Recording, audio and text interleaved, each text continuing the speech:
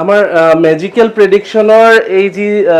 যাত্ৰা আছিলে এই যি অভিযান আছিলে আৰু মেজিকেল প্ৰেডিকশ্যন সফল হোৱা একুৰেট হোৱাৰ আঁৰত যিসকল ব্যক্তি আছে তেওঁলোকৰ অৱদান বহু বেছি আছে সেইকাৰণে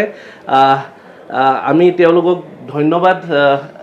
যাচি থাকিব নোৱাৰোঁ তাৰে ভিতৰত অন্যতম হৈছে অদীপ কুমাৰ ফুকন ডাঙৰীয়া তেখেত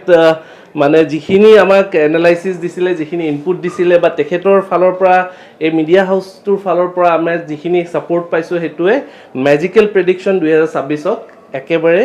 সঠিক হোৱাত বুকু ফিন্দাই মানে যাই বাকচত ভৰাব পৰা এটা স্তৰলৈকে লৈ গৈছে আমি অদীপদাক আজি অলপ সন্মান যাচিছোঁ মেজিকেল প্ৰেডিকশ্যনৰ টীমৰ ফালৰ পৰা এখন ফলক এখন বঢ়িয়া মইহে আমিহে দিব লাগে আৰু এইটো উল্টা হৈছে প্ৰকৃতাৰ্থত কাৰণ যিমানখিনি কাম কৰি থকা হৈছে যিটো লাইন কাম কৰি আছে সেইটো অকল মই এইটো বিক্ৰম বুলি নকওঁ এইটো সমগ্ৰ অসমবাসীৰ কাৰণে এটা গৌৰৱৰ বিষয় কাৰণ এই গোটেই বিষয়টো এনেকুৱা দুটা বিষয় বেলেগ এইটো এটা চাইণ্টিফিক কিন্তু এমহুজেন ডাঙৰীয়াৰ পিছত যদি কোনোবাই এইটো লাইনত সাংঘাতিক ধৰণে এটা মানুহৰ মাজত সোমাব পাৰিছে এটা বিশ্বাসযোগ্য পৰিৱেশ দিব পাৰিছিল গতিকে বিক্ৰমক ক'ব লাগিব মই ধন্যবাদ জনাইছোঁ আৰু মই বিশেষকৈ আশা কৰিম যে এই গোটেই বিষয়টো মই ভাবোঁ যে অকল অসমৰ সংবাদ জগতত বুলিয়ে নহয়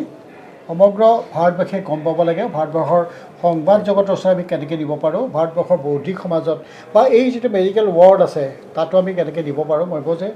সেইটো কাৰণে আমি এটা ষ্টেপ লোৱাটো ভাল হ'ব কাৰণ মই ভাবোঁ যে আমি শ্ৰীৰামপুৰ গেটখনৰ অকল এইফালে থাকিলে নহয় শ্ৰীৰামপুৰ গেটৰ সিফালে যাব লাগিব আৰু আমাৰ ঢোলটো আমি নিজেই বজাব লাগিব শ্ৰীৰামপুৰ গেটৰ সিফালে মানে আমাৰ ঢোল নবজায় গতিকে মই ভাবিম তাৰ এইটো ক্ষেত্ৰত মই যদি কিবা কৰিবলগীয়া বা আমাৰ DY365 কৰিবলগীয়া আছে নিশ্চয় কৰিম কাৰণ এইটো অকল আমাৰ অকল